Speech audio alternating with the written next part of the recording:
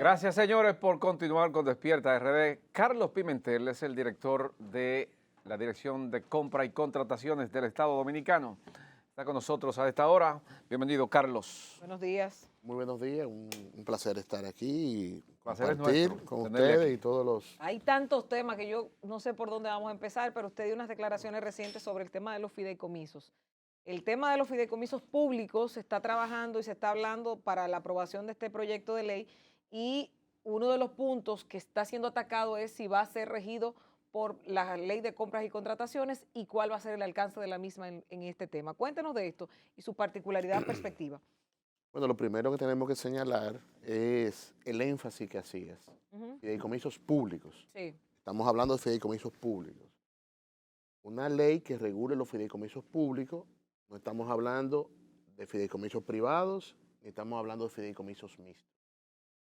El país requiere una ley que regule los fideicomisos, porque la normativa que regula esta figura, que no es una entidad, no es un ente, no es una institución, es un instrumento jurídico, es un instrumento financiero, es del 2011 y su reglamento de aplicación del 2012 y es donde menciona el fideicomiso público, pero solamente lo menciona. Muy breve, sí, muy breve. Lo menciona, pero Parrafito. no hay una disposición que establezca cuál es su funcionamiento, su estructuración, cuáles son sus competencias. Pero en el país se han creado distintos fideicomisos públicos. A partir de esta normativa, por lo tanto, existe un vacío jurídico con relación a los fideicomisos públicos. Y de ahí el proyecto de ley que está en debate en el Senado de la República en estos días. Mira, la realidad es que lo que busca esta normativa, entre otros aspectos, y lo vinculado a contrataciones, es establecer un marco normativo claro y preciso que regule los fideicomisos, que no es distinto a lo que está pasando ahora, porque RD Vial, Parquea TRD, están siendo regulados por la Así ley de es. compras y contrataciones, pero no hay un mandato expreso, se está haciendo por la voluntad de quienes están hoy. Entonces, lo que hay que establecer en una disposición normativa, claramente, que los fideicomisos públicos que administran fondos públicos se deben regir por la ley de compras y contrataciones, como también van a estar regulados por la Contraloría, por la Cámara de Cuentas, por el control social, el control legislativo, por la Superintendencia de Bancos, por la Superintendencia de Valores. Eso está establecido de manera muy clara en el proyecto de ley. ¿Dónde viene la discusión? Que algunos entienden que en el proyecto de ley dice los principios de la ley. Exacto. Mira, le pueden poner, para mí, le pueden poner los principios de la ley o le pueden poner la ley y en el fondo no hace diferencia. No hace diferencia. Para mí es una discusión semántica. Mañana mismo el Senado le puede poner la ley y le puede dejar los principios y es lo mismo, para los fines del cumplimiento de la ley. Toda normativa, su marco, son los principios. Y cuando hablamos de los principios estamos diciendo que los fideicomisos públicos se van a regir por el principio de publicidad y transparencia. Eso quiere decir que los procesos van a estar en el portal transaccional, van a estar en las páginas, que va a haber participación, que va a haber competencia, que va a ser sobre la base de la racionalidad, de la eficiencia, de la flexibilidad. Esos son los principios. Ahora, desde mi punto de vista, ¿por qué no expresamente a la ley de compras y contrataciones? Porque la verdad es que la ley de compras y contrataciones no está diseñada, pensada para regular los fideicomisos. ¿Y por qué no se modifica entonces? Hay Está un en un proyecto de proceso. ley en el Senado de la República para modificar la ley 340 y en ese proyecto de ley que fue pensado, armonizado con el proyecto de ley de fideicomisos, se establece que los sujetos obligados de los fideicomisos serán sujetos obligados de la ley de contrataciones. Pero no obstante a eso, cuando hablamos que debe haber un reglamento especial para cada fideicomiso, es por la naturaleza de los fideicomisos. Los 22 ministerios del Estado Dominicano son iguales todos en cuanto a su estructuración, en cuanto a su organigrama. Las direcciones generales son todas iguales, pero no hay dos fideicomisos iguales. No hay dos fideicomisos iguales en cuanto a sujetos, su estructuración, porque tenemos que comprender de qué estamos hablando. No estamos hablando de un ente, estamos hablando de un instrumento jurídico financiero que tiene una connotación totalmente distinta, que en su estructuración puede tener modalidades y sobre la base de esas modalidades va a haber un reglamento que estará en el marco de los principios de contrataciones, pero además dice que será aprobado por la Dirección General de Contrataciones. Carlos, Entonces, Gilbert, cuando sí. el reglamento dice que va a ser aprobado por la Dirección General de Compras y Contrataciones, te está diciendo que el órgano rector de las contrataciones, de los entes y del instrumento jurídico como el fideicomiso público, estará regulado por la Dirección General de Contrataciones Públicas. Entonces, Carlos, ¿por qué entonces no evitar esta contradicción y que en lo que se está haciendo con la ley de fideicomiso público se coloque el párrafo que diga que está bajo Bueno, los lineamientos de la ley de contrataciones públicas? Que este debate sirva para que el Senado haga las mejoras, las observaciones del proyecto de ley, porque para eso es el debate. Ahora, cuando el debate lo estamos manejando en un ámbito estrictamente técnico, sobre la base de aportar a la necesidad de una legislación que regule los fideicomisos. Cuando estamos en la dirección de aportar para tener un marco jurídico que regule los fideicomisos, toda discusión, todo aporte de tipo técnico, con las diferencias que se puedan tener con algunos aspectos, son válidos. Y el Senado al final, que es quien va a tener ya la última palabra, estará acogiendo o no las discusiones que se han estado generando. ¿Por qué establece en algunos de los artículos que dentro del consejo que va a dirigir eso hay 3 personas del sector privado y 2 del sector público? Se refiere a al comité técnico. Ajá. El comité técnico, no recuerdo exactamente la estructuración, creo que son 3 públicos, 2 privados. No, dice 3 públicos, 3 privados Bueno, al y revés. 2 públicos. Bueno, perfecto, pero es un fideicomiso público y el surgimiento de un fideicomiso público bajo ninguna circunstancia pudiera transitar hacia un fideicomiso privado, salvo que el Congreso General, el Congreso de la República decide, aprueba algo totalmente diferente. Como lo puede hacer con cualquier empresa pública, lo puede hacer al inverso o al revés. Como está pasando ahora mismo con una entidad que poco se conoce, que es la Boquidón, que es un laboratorio público. Hay un proyecto de ley en el Congreso ahora mismo para convertirlo en una empresa pública. Entonces, de eso que estamos hablando. O sea, probablemente un fideicomiso, si surge público, no tiene forma de transitar hacia un fideicomiso privado. Y además es un mito, por no llamar una manipulación, decir que el fideicomiso público es para transferir al sector privado. No hay forma. No hay forma, no es para eso.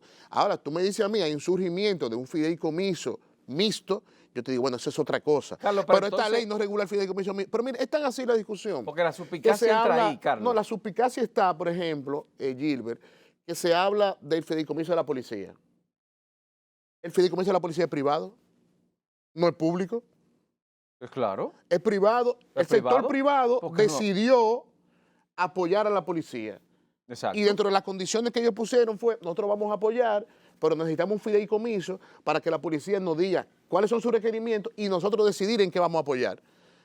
Ese fideicomiso no está regulado por la ley de fideicomiso público. No. Tiene características totalmente diferentes, como otros fideicomisos. Entonces, es importante deslindar cuáles son las características de los fideicomisos. Y dentro de los públicos hay un universo de posibilidades, de estructuraciones, de funcionamiento, de objetos. Entonces, por eso no podemos tener, y tú conoces muy bien esto, tú puedes decidir tener una ley general, marco, o tener una ley reglamentaria. Carlos, ¿por qué no se ponen 5 funcionarios públicos ahí en ese consejo de dirección? Eso se puede discutir también. Porque tiene que haber 3 privados y 2 públicos, porque entonces cuando haya la decisión de que se vayan a unas votaciones, lo que son del sector privado son los que van a tener la decisión. Mira, quien regula más un fideicomiso, porque tú estás hablando del comité técnico. Y estamos hablando de, sí, exacto. Pero el fideicomiso en su constitución están los acuerdos de las reglas del juego y la fiduciaria, eso es lo que vela.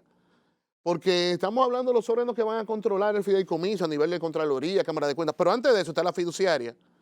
Y la fiduciaria tiene una regulación muy estricta. Por ejemplo, hay gente que sale a buscar para comprar una vivienda y hay un interés de comprar la vivienda donde hay fideicomiso constituido, porque hay más garantía. Sí, eso sí. Hay más garantía de regulación, de control de la inversión. Eso sí. Porque el banco está en el medio. Ahora, que un fideicomiso pueda desaparecer, que pueda quebrar por alguna razón, como ha pasado en algunos países que usan como ejemplo, sí puede pasar, como fracasan empresas privadas. Lula eliminó 10 desde que llegó. Eso es cierto, eso no es cierto. Eso fue una noticia falsa. Ah, ok. Eso no ha sucedido en Brasil. Todavía. Ni 126 en México también. Por lo menos De López lo Obrador. por lo menos lo de Lula, los 10 que salieron, eso fue una noticia falsa. Falsa. Eso no es correcto. ¿Cómo se determina que es falso eso? En México, ciertamente, y Colombia, que son los países de la región donde hay más Ajá. experiencia de fideicomiso, ciertamente han surgido que se han desaparecido algunos fideicomisos, como desaparecen empresas. ¿Cuántas empresas públicas desaparecieron en la República Dominicana en la era del PLD? Porque la presidenta Pero, perdón. Xiomara de Honduras, desde que llegó, eliminó cantidades, sobre todo del sector eléctrico también. Sí, habría que ver las características, por qué lo eliminó, por qué uno sí, por qué otro no, como la era del PLD eliminó decenas de empresas públicas. Claro, Leonel Fernández. Entonces, no tiene que ver tanto con la figura, sino si no funciona, si no tiene rentabilidad, y también tiene que ver en algunos casos con las concesiones ideológicas. Correcto. También, o sea, Claro. habría que ver cada caso en su particularidad. Por eso esos titulares así de que se eliminaron cientos de fideicomisos, me gustaría verlo uno a uno. ¿Cuáles son las características? Incluso hasta ¿Por qué ver el pasivo es del pero- Estado en un fideicomiso cuando se elimine? La deuda la paga el Estado. ¿Por qué? Incluso habría que ver cada uno en su particularidad, incluso la legislación Bueno, de esos países. está Porque peligroso nosotros ahí, vamos a Carlos. tener el primer país de la región que va a tener una ley que regula los fideicomisos. Esa es la realidad. Chamos, República Dominicana va a ser el primero de los países de la región. Que va a tener una normativa para regular los fideicomisos. ¿Y en qué está en el Congreso? Ya que Pero usted lo los mencionaba, el fideicomisos tema de la públicos. ley de 340. Sí, los públicos. Los públicos. La ley 340 está en el Congreso. Está en el Congreso. Ha sido de interés inclusive de la subsecretaria de Estado de los Estados Unidos, Osra Zeya, que aquí mencionó el interés también que tiene el propio Estado norteamericano para actualizar esa ley. ¿Y cuáles son los puntos principales en que ustedes están enfocándose para transformarla? Mira, el proyecto de ley se encuentra en el Senado, de manera particular en la Comisión de Hacienda. Terminado el año pasado, invitaron a la mesa de diálogo a distintos sectores. Nosotros tuvimos la oportunidad de participar en una sección con esa Comisión de Hacienda del Senado. El proyecto tiene hasta ahora un amplio consenso técnico, vamos a decir, voto o intención favorable de los legisladores, que se entiende que hay que modificar la ley de ¿Para cuándo compras y estaría contrataciones. lista? Mira, mi deseo sería que se apruebe en esta legislatura. Esta legislatura se está perimiendo ya. Sí, pero mi deseo, mi aspiración es que se pueda aprobar en esta legislatura y que la nueva legislatura pueda estar en la Cámara de Diputados. El proyecto de ley tiene, primero, es una reforma integral y completa de la Ley 340. Incluye nuevas modalidades de contratación, como son las subastas, la licitación abreviada, como son los convenios marcos, fortalece la subasta inversa, establece un régimen de prohibiciones más robusto, integra un sistema de consecuencias que fue extirpado, porque no podemos olvidar que quienes aprobaron la ley de compra en el 2006, después la modificaron a los 6 meses y le extirparon todo el sistema de consecuencias. Le estamos devolviendo el sistema de consecuencias a la ley con sanciones disciplinarias, administrativas, sanciones de tipo penal. Además, el orden del proyecto de ley trata de estructurar el sistema de contrataciones desde la etapa precontractual, contractual, postcontractual y dar un marco normativo que permita integrar esa dispersión normativa que se ha ido generando en el país a través de distintas disposiciones y tener una ley de contrataciones que tenga 3 elementos fundamentales. Primero, garantizar la transparencia y los controles. Lo segundo es que la transparencia y los controles sea sobre la base de la eficiencia también y debe haber un equilibrio, transparencia, control y eficiencia. Y lo tercero, que es lo más importante, que ojalá que la conversación sobre el proyecto de ley y el sistema de contrataciones pueda girar alrededor de eso. Y es que las contrataciones son el instrumento por excelencia para el desarrollo y para la dinámica económica y para generar empleo. Totalmente. Porque el 32% del presupuesto general de la nación está destinado a las contrataciones de obras, bienes y servicios. Cuando nosotros decimos que cerramos el año cumpliendo y superando el mandato de ley que establece que 20% de los presupuestos de las instituciones al menos se deben destinar a la MIPYME, y otro poder decir que cerramos el año con 40% de los procesos de contrataciones dirigidos a las MIPYME, y que la ley habla que un 5% de esos procesos, de esos presupuestos deben ser dirigidos a la MIPYME mujer y que cerramos el año con un 12% dirigido a la MIPYME mujer y que estamos poniendo en el proyecto de ley que no un 20, que debe ser un 30 dirigido a la MIPYME y que no un 5, sino un 10 dirigido a la mujer, es porque estamos pensando en las compras como un instrumento fundamental para el desarrollo. Ahora, hay una pero cosa, además Carlos. incluyendo principios nuevos, principios de sostenibilidad, principios de valor por dinero, donde el Estado tenga la posibilidad de tener las herramientas para poder adquirir lo que quiere, lo que necesita y al mejor precio.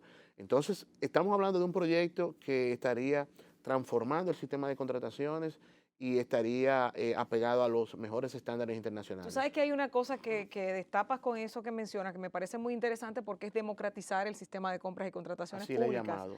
Pero, ¿qué pasa? Que en esa misma democratización hay muchas empresas que dentro de su rango no cumplen porque tal vez no tienen el expertise para poder suplir al Estado el bien o el servicio que ha sido contratado. ¿Qué pasa en esta relación? Porque quien queda mal a veces no es el Estado, la persona, sino el Estado cuando entiende que no tiene ese bien o el servicio. Sí, muy buena pregunta y es una de las dificultades que tenemos en este momento. O sea, el Estado y los entes contratantes tienen que tener primero un buen pliego de condición que permita seleccionar la oferta más idónea, que no está sujeta necesariamente al precio más bajo. Por eso hablamos del criterio valor por dinero. Pero aquí lo que ¿Qué se cuestiona es eso. necesito? ¿Qué necesito? Pero lo que yo necesito es de la calidad que yo lo requiero y al precio más justo. Ese es el criterio valor por dinero sobre la base de principios de sostenibilidad, principios social y principios ambientales, entre otros principios. Segundo, las entidades contratantes tienen que ejecutar las garantías de seriedad de la oferta. Y segundo, ¿Y qué pasa si no? Y segundo, rescindir contratos. Si hay incumplimiento, rescindir contratos. Actualmente nosotros hemos recibido decenas de contratos rescindidos de varias instituciones que deben remitirlo al órgano rector para nosotros conocerlo, agotar el debido proceso y si hay un incumplimiento y el debido proceso así lo indica, establecer las sanciones correspondientes, que son la inhabilitación permanente o temporal de los proveedores. Carlos. Y eso es algo fundamental. Los entes tienen, si hay incumplimiento, tienen que ejecutar garantías y tienen que rescindir contratos, porque no podemos seguir eternamente con un proveedor que ya se le dio el 20% y que no ha cumplido. Claro. Nosotros llevamos más de 70 proveedores con sanciones de inhabilitación permanente y temporal, porque tiene que insertarse esa cultura, o sea, la integridad del sistema es con la participación de todos los actores, proveedores, Claro. entidades contratantes y el órgano rector. ¿Y en qué parte entran ustedes? Porque ahí es que voy entrando. Cuando ¿En una qué entidad- parte entra compras y contrataciones después que el proceso inició? Porque yo puedo haber iniciado un proceso para comprar cualquier cosa, televisores o mesas, y lo coloqué en el portal. Yo soy la institución, coloqué en el portal la compra. Y el hecho de que no me llegó o me llegó incompleto o como sea, Ya ¿en qué momento entra compras? Esa etapa ya, que es la etapa ya de la ejecución contractual, es de estricta responsabilidad del ente contratante. Y por eso el contrato tiene que establecer disposiciones vinculadas a incumplimiento, debe establecer penalidades, que la mayoría lo establecen. Lo que pasa es que no se ejecutan. Sí. Que no se ejecutan. Entonces las entidades tienen que empezar a dar esos pasos. Y hay cada vez más una intención de varias instituciones que están haciendo cumplir su contrato y que están informando al órgano rector. Pero ustedes a veces cancelan procesos. Sí, pero hay distintas razones por las cuales lo podemos hacer. Puede ser sobre la base de conocer algún tipo de recurso, puede ser sobre la base de una investigación de oficio, puede ser sobre la base del monitoreo preventivo que nosotros hacemos. Y las ¿Hacen razones, monitoreo preventivo? es correcto. Y ese claro que sí. monitoreo preventivo les ha dado, por ejemplo, compras y contrataciones que se dan en 1 hora, en media hora, en 3 minutos. Mira, ¿Se ha dado? ¿Ustedes han visto casos? Porque, por ejemplo, yo lo he visto. sí, Yo he pero visto no lo ha casos- visto nunca en una licitación. Sí. No, nunca, no Sí. es posible. No es posible. Yo le puedo enseñar de ellos. Pues, por favor. Por favor. Pero público lo tiene que Pero hacer. público. Sí, Mira, mira. no. Usted me está retando No, algo que yo público. no traje Sí, no, pero porque no público. quería vincular a las partes. No, pero tiene que ser público. Óigame, público. Sí, pero Lo vamos- que no pero vamos a quiero aclarar. es hacerlo público para no dañar las partes. No, Ahora, no. yo le puedo presentar Proceso de licitación cerrado Sí. en horas. No, usted me puede presentar procesos de contratación de compra debajo del umbral cerrado en horas. Cerrado, perdón. Perdón, pero vamos a ver, ¿El vamos- umbral es cuánto? ¿De los 3 millones? Vamos a ver esto, porque eso es muy importante. Si yo le porque- digo 25 millones, ¿qué Porque usted vamos a dice ver, del umbral? ese es el mito que más se repite, que no es posible, porque el portal transaccional está parametrizado para garantizar el cumplimiento de los tiempos de ley. Por ejemplo, la licitación pública son 30 días hábiles. Ajá. No hay forma a nivel de portal de adjudicar en un periodo antes de los 30 días. La licitación. Ajá. Segundo, están las comparaciones de precios. Ajá. La comparación de precios tiene otro plazo también Totalmente. parametrizado. Ajá. Están las compras menores y están las compras debajo del umbral. El umbral ahora mismo son 167,000 pesos. Totalmente. Todo lo que esté abajo de 167,000 pesos es una compra debajo del umbral, que es una compra directa. Yo le acabo de decir un monto, 25 millones. Entonces habría que ¿Puede ver, hacerse en 2 horas? no es posible, Ah, pues no es mire. posible de una licitación. De una licitación. O sea, vimos ahí los procesos ordinarios, ¿verdad? Lo que decía. Hay otros procesos De excepción. de sección, que puede ser una compra de exclusividad, puede ser una compra de proveedor único, puede ser un proceso de urgencia, puede ser un proceso de emergencia. Entonces, dependiendo la modalidad, debemos ver el tiempo. Ok, yo necesito Ahora, un yo abogado. afirmo aquí que no hay forma de hacer un proceso de contratación de una licitación en el tiempo de los 3 días o de los 5 días, como usted señala, o de las 3 horas. De una licitación no es posible. Si yo se la muestro, usted sería No, capaz no, de no. decirlo Yo públicamente. le solicito que lo muestre eso. Pero de una licitación no es posible. No hay forma. El portal lo impide, porque el portal está parametrizado precisamente para eso. Por eso es importante conocer las modalidades de contratación, los plazos de cada modalidad de contratación y en función de eso, si usted me dice, en 2 horas se adjudicó un proceso debajo del umbral, yo le digo, perfectamente, es una contratación directa. Ahora, de una licitación pública no es posible. De una licitación internacional no es posible. Carlos, muchísimas gracias, hermano, por estar aquí. Estamos a la orden siempre. Gracias. Sí, cómo no. Luego conversamos con más detenimiento. Sí, tendremos tiempo. Así es. Señores, gracias a ustedes por estar ahí con nosotros. Esto es Despierta RD. Mañana es otro día. Mantenga la sintonía. Despierta.